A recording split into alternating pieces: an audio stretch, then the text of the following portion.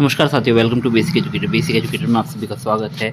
जिस प्रकार से आप लोगों को पता है कि जो ईएमआईज़ के एम्प्लॉयज़ हैं उनको टैक्स डिक्लेरेशन फॉर्म भरने की बात बोली गई है नेस्ट के द्वारा, और ऑक्टोपैड पर जिस पर आपका जो सैलरी की सभी डिटेल्स आती हैं या एचआरएमएस सॉल्यूशन प्रोवाइड कर रहा है, तो उसमें आपको जो टैक्स डिक्लेरेशन फॉर्म भरना है तो उसमें काफ़ी कन्फ्यूज़न की स्थिति है साथियों के लिए। तो मैं आपको बता देता हूँ कि उसमें करना क्या है।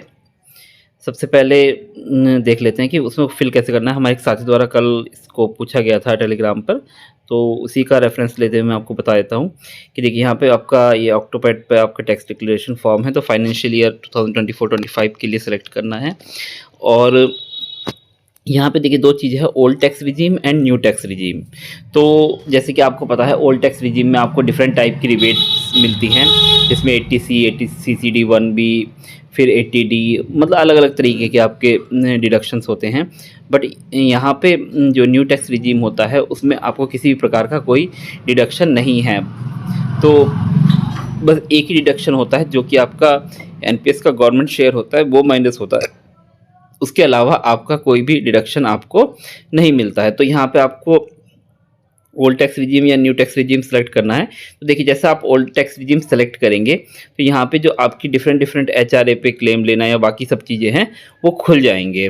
तो उसमें आप अलग अलग अपना जो डिडक्शन है वो क्लेम कर सकते हैं। बट अगर आप न्यू टैक्स रिजीम पर आप वो करेंगे, मतलब क्लिक करेंगे, तो आपके ये जो डिडक्शन है ये सब क्या हो जाएंगे, डिसेबल हो जाएंगे। यानी कि ये ऑप्शन जो है आपके एचआरए वगैरह 80C में, इन सब में जो डिडक्शन है वो सब आपका क्या हो जाएगा, क्लोज हो जाएगा, यानी कि वो डिसेबल हो जाएगा, वो आप नहीं भर पाएंगे। बस न्यू टैक्स रिजीम में आपको सिर्फ एक ही डिडक्शन मिलेगा जो कि आपका एनपीएस गवर्नमेंट शेयर होता है। उसके अलावा आपको कोई भी डिडक्शन उसमें नहीं मिलता है।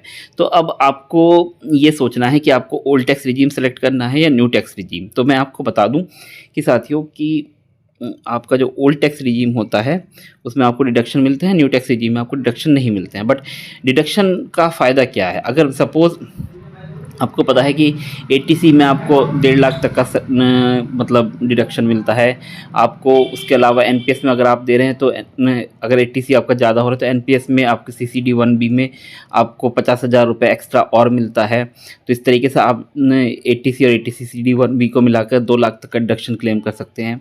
उसके अलावा आपको 50,000 रुपये स्टैंडर्ड डिडक्शन मिलता है, जो कि कुल मिला के आपका लगभग 2.5 लाख रुपए हो गया है। इसके अलावा आप अपना हेल्थ इंश्योरेंस वगैरह है तो उसको क्लेम कर सकते हैं 25,000 तक। इसके अलावा आप जो अगर हेल्थ इंश्योरेंस नहीं है तो 80D में आप प्रिवेंटिव हेल्थ केयर के अंतर्गत 5,000 रुपये क्लेम कर सकते हैं। इसके अलावा आप अपना एचआरए, अगर एचआरए आपको मिलता है तो एचआरए क्लेम कर सकते हैं। ये सब चीज़ें आपको मिलती हैं। या अगर आपने लोन ले रखा है तो वो जो लोन का अमाउंट होता है, जो मतलब आपने इंटरेस्ट पे किया है, तो उसमें 2 लाख तक की आपको छूट मिलती है। यानी कि अगर आपको 2 लाख तक का आपने इंटरेस्ट पे किया है तो वो 2 लाख रुपए जो है वो आपकी टैक्सेबल इनकम से माइनस हो जाते हैं। तो इस तरीके का आपका ओल्ड टैक्स रिजीम है जिसमें आपको डिफरेंट वेरियस टाइप के डिडक्शन मिलते हैं। अगर आपकी सैलरी ज़्यादा है और आप इस प्रकार के डिडक्शंस, मतलब आपकी LIC है, NSC करते हैं, ELSS में इन्वेस्टमेंट करते हैं, आपका लोन भी चल रहा है, होम लोन भी चल रहा है, ये सब चीज़ें हैं आपके पास, तो उस केस में आपको ओल्ड टैक्स रिजीम बेनिफिशियल होता है। बट आप अभी न्यू एम्प्लॉय लगे हैं, आपकी सैलरी भी अभी इतनी ज़्यादा नहीं है, तो उस केस में आपको क्या करना है। देखिए ओल्ड टैक्स रिजीम में अगर आप जाएंगे तो आपको डिफरेंट टाइप की रिसीट देनी होती है, अपने ऑफिस में सबमिट करनी होंगी, जो भी आप इन्वेस्टमेंट कर रहे हैं या आपका होम लोन अगर चल रहा है वो सब चीज़ें आपको सबमिट करनी होती है डिडक्शन लेने के लिए।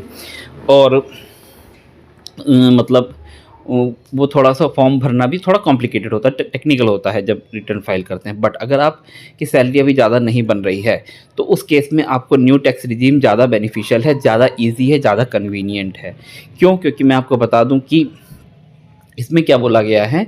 देखिए स्लैब तो सब कुछ है, बट अगर आपकी टैक्सेबल इनकम 7 लाख रुपए तक है तो जो भी टैक्स बनेगा उसमें क्या मिल जाती है, आपको रिबेट मिल जाती है। ओल्ड टैक्स रिजीम में मैं आपको बता दूं कि आपका सबको डिडक्शन करने के बाद अगर 5 लाख से कम आपकी अगर सैलरी मतलब वो हो जा रही है टैक्सेबल इनकम, तो उस केस में आपका जो वो होता है, यानी कि टैक्स होता है, उसमें रिबेट मिल जाती है, 12,500 तक की रिबेट होती है। बट अगर 5 लाख रुपए से 1 रुपये भी अगर आपके टैक्स मतलब टैक्सेबल इनकम ज़्यादा हो रहा है तो उस केस में 12,500 रुपये प्लस 5 लाख से ऊपर जितनी भी आपकी टैक्सेबल इनकम है उस पर 20% टैक्स लगता है। न्यू टैक्स रिजीम में जो है वो टैक्स के जो स्लैब हैं वो कम है, यानी कि मतलब टैक्स का जो रेट है वो कम है। बट इसमें क्या है, आपको किसी प्रकार की कोई रिबेट नहीं मिलती है, मतलब रिबेट मतलब डिडक्शन नहीं मिलती, रिबेट तो मिलती है। तो आपको 7 लाख तक की अगर आपकी सैलरी बन रही है तो जितना भी टैक्स बनेगा उस पर आपकी रिबेट मिल जाती है, यानी कि आपका टैक्स जो है वो ज़ीरो हो जाता है। बट एक चीज़ आप देख के चलिए कि 7 लाख रुपए है प्लस इसमें आपको जैसे न्यू ओल्ड टैक्स रिजीम में आपको 50,000 रुपये स्टैंडर्ड डिडक्शन मिलता है, न्यू टैक्स रिजीम में आपको 75,000 रुपये स्टैंडर्ड डिडक्शन मिलता है। तो यानी कि 75,000 रुपये और आपको टैक्सेबल इनकम में से माइनस हो जाएंगे। तो उस केस में आपकी जो टैक्सेबल मतलब जो टोटल सैलरी है अगर 7.5 लाख रुपये से 1 रुपये भी कम है, यानी 7.5 लाख रुपये तक अगर आपकी 7,75,000 रुपये तक अगर आपकी सैलरी है तो आपको टैक्स 1 रुपये भी नहीं देना है। अब अगर आप ओल्ड टैक्स रिजीम सेलेक्ट करते हैं तो आपको डिफरेंट टाइप के डिडक्शन लेने होंगे और आपको रिसीट वगैरह ये सब चीज़ें सबमिट करनी होगी, जो कि एक झमेला वाला काम है। न्यू टैक्स रिजीम अगर आप सेलेक्ट करते हैं तो उसमें आपको अगर आपकी सैलरी 7,75,000 रुपये से 1 रुपये भी कम है तो उस केस में आपको कोई भी रिसीट देने की ज़रूरत नहीं है, कुछ भी देने की ज़रूरत नहीं है। सीधा सीधा आपका ITR फाइल हो जाता है और आपका जीरो टैक्स बन जाता है। तो आपको इसमें कुछ भी दिमाग लगाने की ज़रूरत नहीं पड़ेगी। तो अभी थोड़ा सा सैलरी देख लेते हैं कि कितनी सैलरी आप लोगों की बैठने वाली है।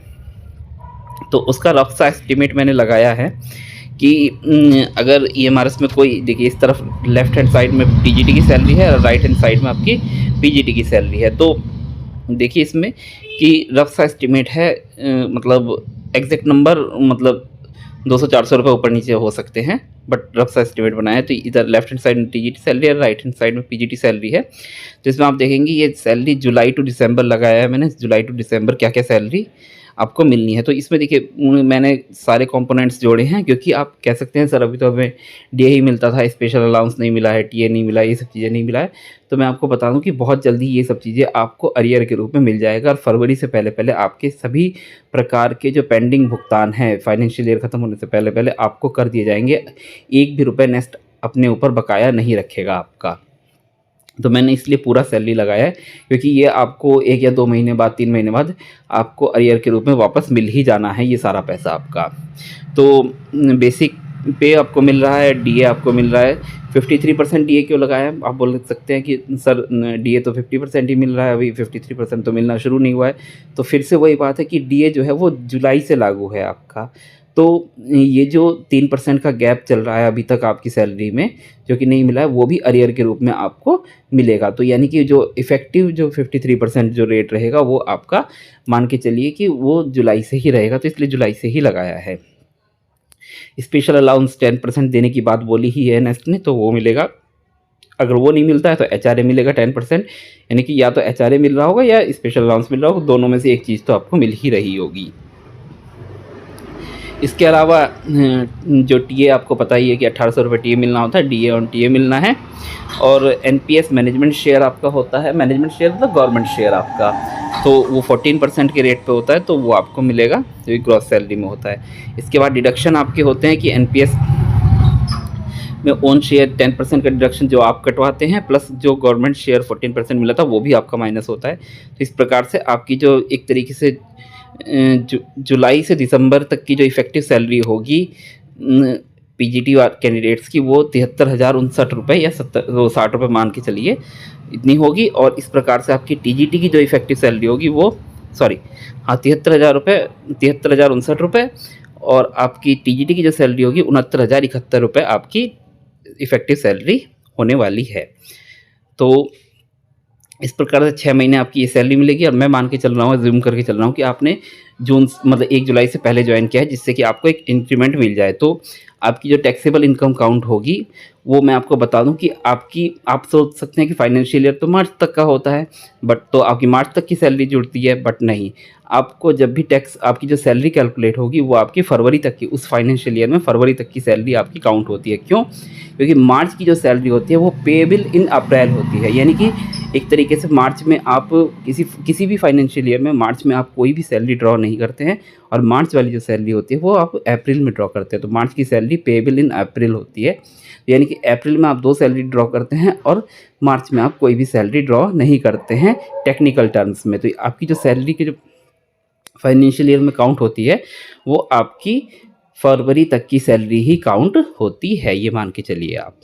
तो फरवरी तक की सैलरी आपकी 2024-25 फाइनेंशियल ईयर में काउंट होगी। तो मैंने 2 महीने की आपकी जनवरी और फरवरी की मैंने इंक्रीमेंट लगा के माना है कि मैं जुलाई से पहले आपने ज्वाइन किया है, कुछ साथियों ने जुलाई के बाद ज्वाइन किया होगा तो उनका इंक्रीमेंट नहीं लगेगा, तो वो अपनी सैलरी मतलब जो ये वाला एस्टिमेट है जुलाई टू दिसंबर वाला, इसके अकॉर्डिंग ही लगा सकते हैं।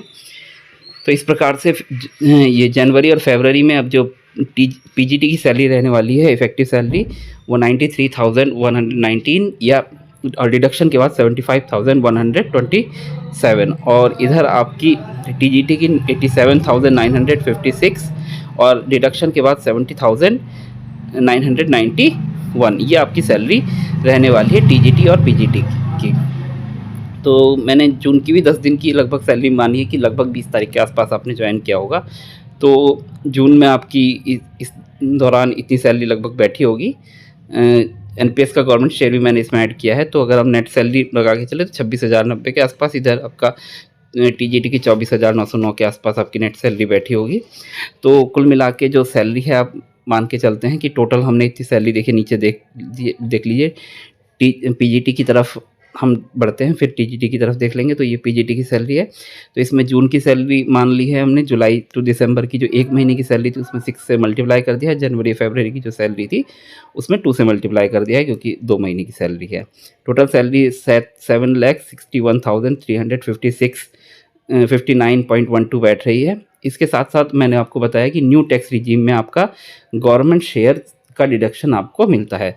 तो गवर्नमेंट शेयर लगभग 85,551 रुपये आपका बनता है गवर्नमेंट शेयर। तो टैक्सेबल इनकम इस तरीके से आपकी 6,75,807 हो गई है, जो कि 7,75,000 से बहुत कम है। यानी कि मैंने आपको बताया 7,75,000 से अगर 1 रुपये भी अगर आपकी कम है तो आपको न्यू टैक्स रिजीम में कोई भी जो आपका टैक्स है वो आपको नहीं देना है। इसी प्रकार से अगर हम टीजीटी की सैलरी देखते हैं तो इसमें आपकी टैक्सेबल इनकम 6,38,970 के आसपास बैठती है, जो कि 7,75,000 से बहुत कम है। तो इस साल तो आपको टैक्स में कोई भी दिमाग नहीं लगाना है, आप सीधा सीधा न्यू टैक्स रिजीम सेलेक्ट करेंगे और आपकी 1 रुपये भी टैक्स नहीं बनेगा, और आपको रिटर्न फाइल करते हुए भी कोई प्रॉब्लम नहीं होगी, और आपको किसी प्रकार की रिसीट भी, यानी कि जैसे एचआरए की रिसीट, आपका एनपीएस मतलब एनपीएस बोल रहा हूँ, एलआईसी में पैसा जमा करने की रिसीट या ईएलएसएस में पैसा जमा करने की रिसीट, होम लोन की रिसीट, कोई भी कुछ भी एक भी कागज़ आपको नहीं देना है। यही फ़ायदा न्यू टैक्स रिजीम का है कि अगर 7,75,000 रुपये से 1 रुपये भी कम आपकी सैलरी बन रही है गवर्नमेंट शेयर को माइनस करके, तो उस केस में आप ग्रॉस सैलरी जो है गवर्नमेंट शेयर को माइनस करके अगर 1 रुपये भी कम बन रही है 7,75,000 से, तो आपको 1 रुपये भी टैक्स नहीं देना है, ना कोई रिसीट जमा करनी है, ना कुछ करना है। सीधा सीधा न्यू टैक्स रिजीम सेलेक्ट करना है, और वो जो आपका रिटर्न वाला जो फॉर्म होता है वो अपने आप प्रोसेस हो जाता है, ओके ओके कर जाना है और बस आपका काम हो जाता है। तो अब सवाल उठता है कि हमको क्या करना है। तो एक चीज़ हम देखेंगे यहाँ पर, तो यहाँ पे हमको कुछ नहीं करना है, ओल्ड टैक्स रिजीम पे किसी को भी क्लिक नहीं करना है इस साल। आप ये सोच सकते हैं कि सर अगर हमने इस बार न्यू टैक्स रिजीम में सेलेक्ट कर दिया तो क्या अगली साल हम ओल्ड टैक्स रिजीम में स्विच नहीं कर पाएंगे, क्या हमेशा के लिए न्यू टैक्स रिजीम हो जाएगा हमारे लिए, क्या इस तरीके की कोई बात नहीं है। आप कभी भी ओल्ड टैक्स रिजीम या न्यू टैक्स रिजीम सेलेक्ट कर सकते हैं, कि आप चाहे तो इस साल न्यू टैक्स रिजीम सेलेक्ट कर रहे हैं, अगले साल आप चाहे तो ओल्ड टैक्स रिजीम भी सिलेक्ट कर सकते हैं, वो आपकी मर्ज़ी है। तो अभी आपको कुछ नहीं करना है। आपकी जो सैलरी है, मैंने पूरा एस्टिमेट आपको सैलरी का बता दिया है कि आपको कितनी लगभग टीजीटी पीजीटी कितनी सैलरी बननी है। पीजीटी से ज़्यादा सैलरी तो प्रिंसिपल वगैरह की हो सकती है, उससे अलावा किसी की सैलरी, प्रिंसिपल पे दिमाग लगाना बेकार था, क्योंकि वो ऑलरेडी कहीं पे टीचर थे, वो वहाँ से आए हैं यहाँ पे, तो उन लोगों को ये सब चीज़ें पहले से ही पता है। जो फ्रेशर कैंडिडेट लगे हैं हमारे, अप टू पीजीटी लेवल लगे हैं, तो उन लोगों को बताने की ज़रूरत है, बाकी प्रिंसिपल वगैरह को बताने की ज़रूरत नहीं, तो उसमें मैंने ज़्यादा दिमाग लगाया नहीं है। तो आपको कुल मिला के क्या है, पीजीटी की सबसे ज़्यादा सैलरी है, तो उसको अगर हम बेस बना के चले तो उसकी भी सैलरी 7,75,000 से कम बैठ रही है, ज़्यादा नहीं बैठ रही है। तो किसी को भी ओल्ड टैक्स रिजीम सेलेक्ट करने की ज़रूरत नहीं है। जितने भी साथी हैं जिनको भी ये टैक्स डिक्लेरेशन फॉर्म फिल करना है, उनको सबको न्यू टैक्स रिजीम ही सेलेक्ट करनी है और इस फॉर्म को प्रोसेस कर देना है। आपको कोई भी दिक्कत नहीं होगी। और टैक्स से रिलेटेड अगर आपकी कोई भी क्वेरी है तो आप वीडियो में कमेंट कर सकते हैं या हमारे टेलीग्राम चैनल पर जुड़कर वहाँ पे भी अपनी क्वेरी रख सकते हैं। आपकी इंडिविजुअल रिप्लाई देने का प्रयास किया जाएगा। और इस तरीके की जानकारी के लिए आप चैनल पर बने रहिए। वीडियो को लाइक कीजिए, अपने जो भी ईएमआरएस के साथी हैं उनके साथ शेयर कीजिए, और अगर आपको हमारा काम अच्छा लगता है तो चैनल को सब्सक्राइब भी कीजिए। Thank you, thanks for being with basic educator.